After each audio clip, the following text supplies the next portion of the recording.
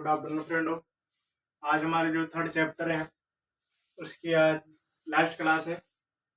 कल से अपन नया चैप्टर पढ़ेंगे जिसका नाम है कार्बन व उसके हाइड्रोकार्बन।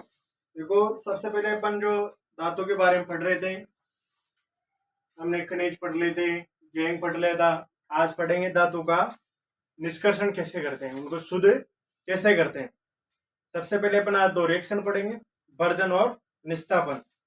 कौन सी रिएक्शन पढ़ेंगे आज? भर्जन और निस्तापन। उसके बारे में फिर थर्मोटॉपिक्रिया है, सक्रियता श्रेणी करवाई थी मैंने, शुद्धिकरण करवाई थी। और देखो इधर, एक मिनट रुको आप, उपद्रव ऑक्साइड करवाई थी।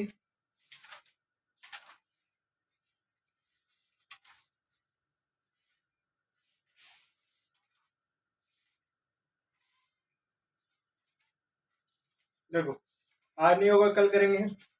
एक नोट लिखना नीचे।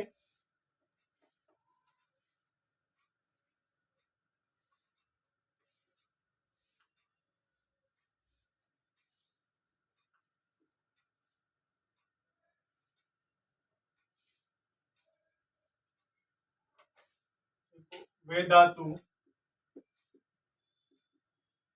जो चाकू की सहायता से, नोट लिखना है, वे धातु जो चाकू की सहायता से आसानी से काटी जा सकती है। आसानी से, चाकू की सहायता से आसानी से काटी जा सकती है। कौन कौन सी धातु होती है? 3 धातु होती है, Na, Li और K। इसका अर्थ होता है सोडियम, इसका होता है लिथियम और इसका होता है पोटेशियम।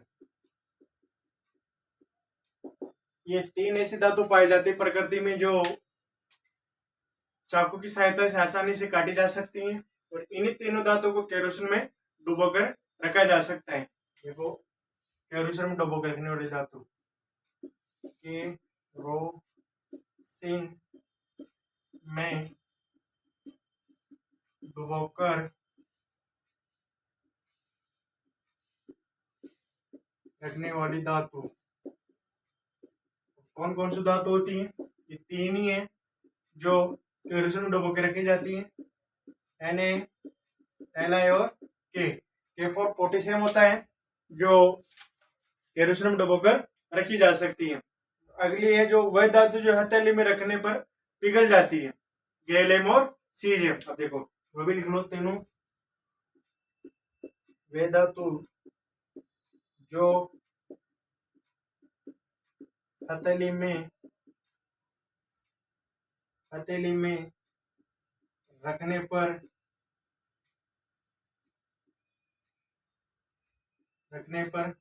पिघल जाती है, वो कौन कौन सी धातु होती है? एक तो होती गैलियम और एक होती सीजियम।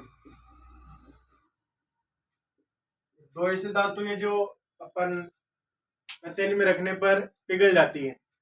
और खनिज लिख दिया। आप देखेंगे इनमें कैसे धातु का निष्कर्षण करते हैं, कैसे शुद्ध करते हैं। पहले पढ़ेंगे भर्जन और निस्तापन।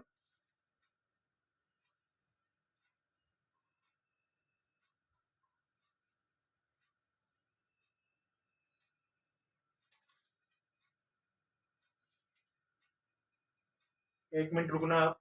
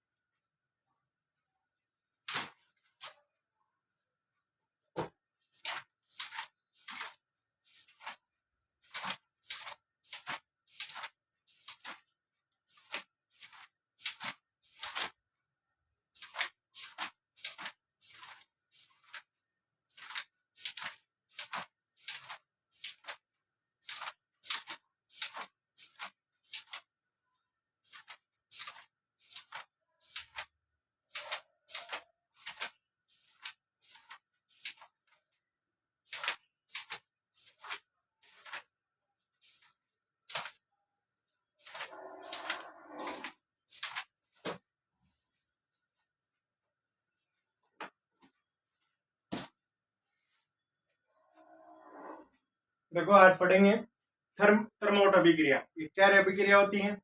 देखो इधर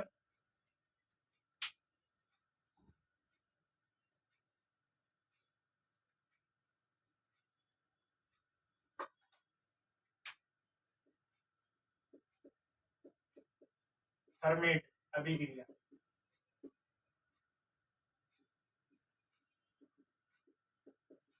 मतलब इसका जो उपयोग होता है, जैसे रेल की पटरी को जोड़ने में किया जाता है, इसका मशीनों को जोड़ने में लिए किया जाता है। मतलब ये एक ऐसी क्रिया होती है जो आयरन ऑक्साइड की क्रिया एल्यूमिनियम धातु के साथ करवा रहे हैं। देखो इधर जो उत्पाद में बनता है एल्यूमिनियम ऑक्साइड बनता है और साथ में आयरन प्लस हीट की प्राप्ति होती है। देखो इधर जब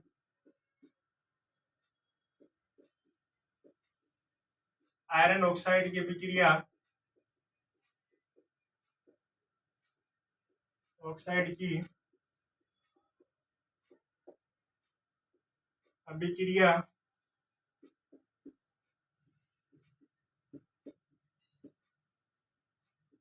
एल्यूमिनियम धातु के साथ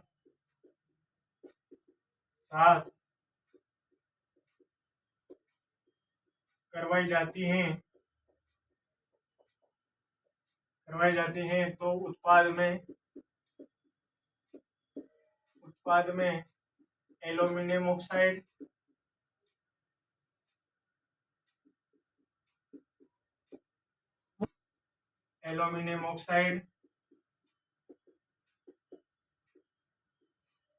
व आयरन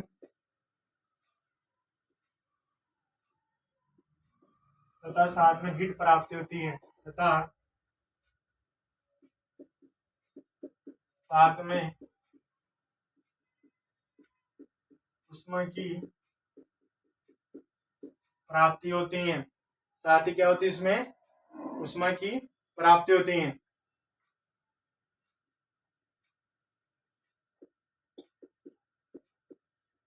और उसको क्या बोलते हैं अपन? थर्मेट अभिक्रिया बोलते हैं। देखो इसके रिएक्शन Fe2O3 एल के साथ करवा रहे हैं, इधर बनेगा Al2O3 plus Fe plus heat. इसकी रिएक्शन होगी, हीट में उष्मा होता है, बैलेंस अनबैलेंस है, इसके आगे 2 लगा दो और इसके आगे 2 लगा दो। ये हमारा जो वेल्डिंग के काम में करते हैं। जो अब देखो इसके उपयोग कहाँ कहाँ होते हैं।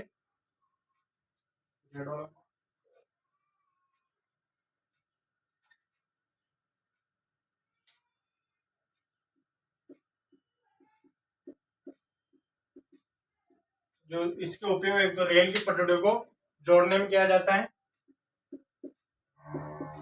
रेल की पटरियों को जोड़ने में,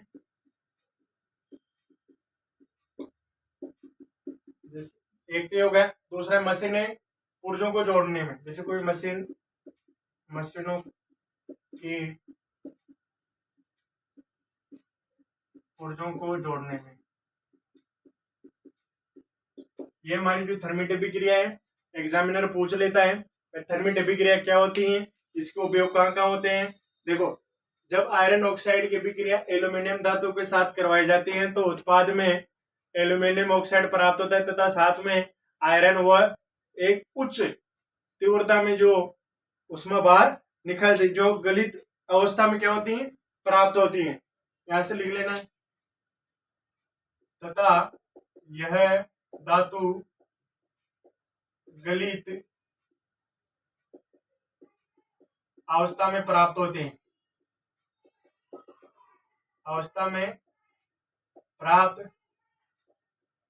हैं, ठीक है। आज ये थर्मिट अभिक्रिया हो गई।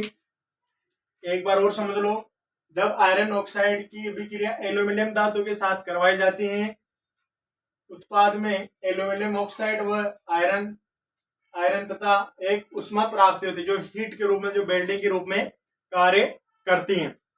इसको थर्मिट अभिक्रिया कहते हैं। ये इसकी रिएक्शन है, ये इसको Fe2O3 प्लस एल्यूमिनियम के साथ करवाएं, Fe2O3 plus iron plus heat की प्राप्ति होती है। ये जो इसकी रिएक्शन है ये मेन है, कभी कभी इसको एग्जाम में पूछ लेता है। थर्मोडायनामिक क्रिया की रिएक्शन बताओ, ये इसकी रिएक्शन होगी। उपयोग रेल की पटरियों को जोड़ने में, मशीनों में पुर्जों को जोड़ने में।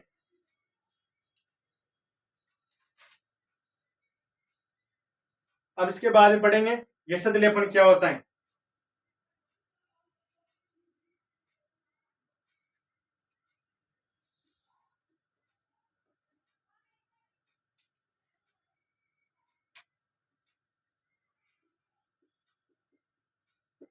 ये सदिलेपन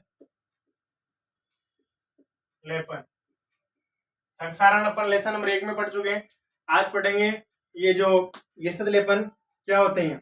मतलब जब लोहे तथा इस्पात को जंग से सुरक्षित करने के लिए उन पर एक जिंक की परत चढ़ाई जाती है, पतली परत चढ़ाई जाती है। देखो इसकी परिभाषा लिखो।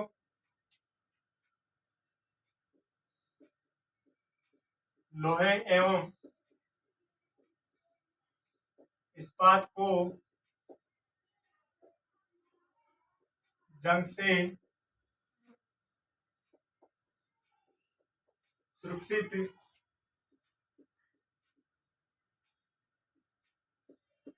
रखने के लिए जिंक की पतली परत चढ़ाई जाती है, उसे सदिलेपन कहते हैं। मतलब जो लोहे एवं इस्पात को जंग से बचाने के लिए हम उसमें इस्पात को जंग से सुरक्षित करने के लिए जिंक या जस्ते की पतली परत चढ़ाई जाती है, उसको क्या बोलते हैं, ये सदिलेपन कहते हैं। और मैंने संसारण उस लेसन नंबर 1 में पढ़ा दिया। अब पढ़ेंगे मिश्र धातु क्या होती है। मिश्र धातु किसे कहते हैं।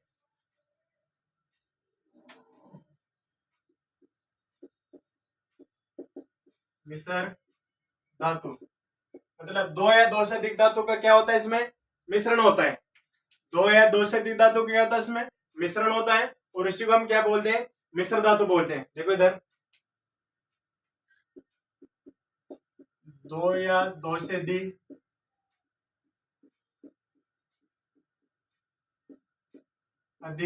धातु का मिश्रण दो या अधिक धातु के समांगी मिश्रण से समांगी मिश्रण से मिश्रण को है ना, मिश्रण को मिश्र धातु कहते हैं। मिश्र धातु कहते हैं। कभी कभी एग्जाम पूछ लेता है भाई मिश्र धातु किसे कहते हैं।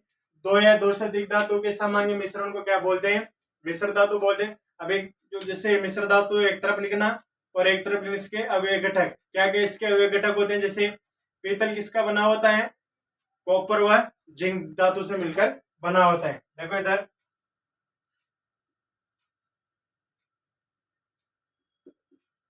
पीतल है जो किससे बनाता है, Zn और प्लस कॉपर से। अगली धातु है इसमें कांसा, तो कांसा किससे मिलकर बना होता है, Cu plus Sn, S for होता है टिन, और जर्मन सिल्वर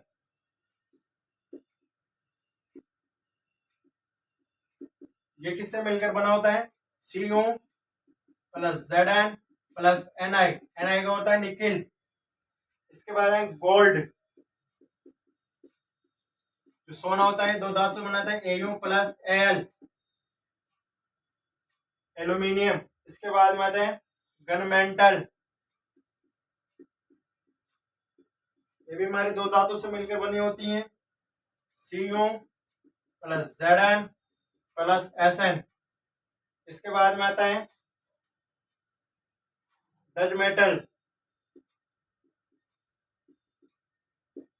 डच मेटल बनी होती है Cu प्लस Zn से, तो लास्ट में मेनन मेटल,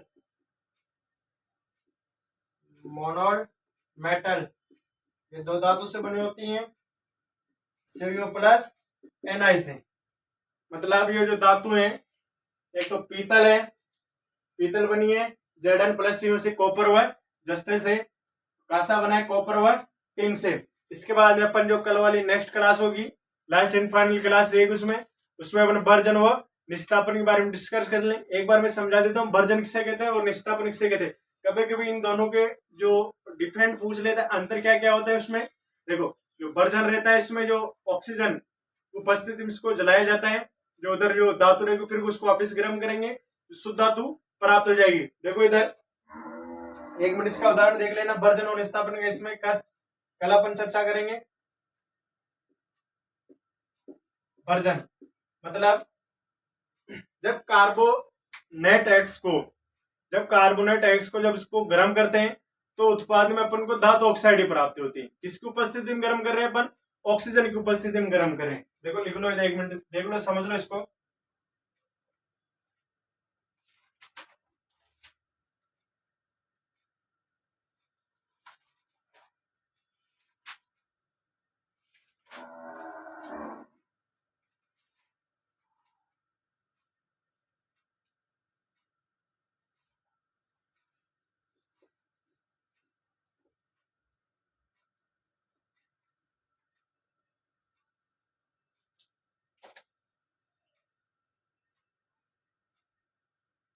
देखो इधर